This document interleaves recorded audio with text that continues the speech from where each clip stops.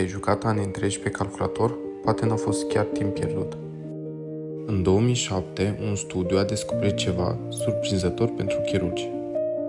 Cei care se jucau jocuri video mai mult de 3 ore pe săptămână au făcut cu 37% mai puține erori și au fost cu 27% mai rapizi în exerciții de chirurgie laparoscopică.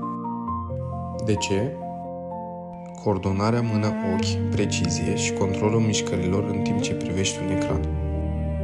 Iar aici lucrurile devin interesante. În microchirurgie, unde lucrezi sub microscop, cu vase uneori de doar câțiva milimetri, coordonarea și mișcările fine sunt esențiale.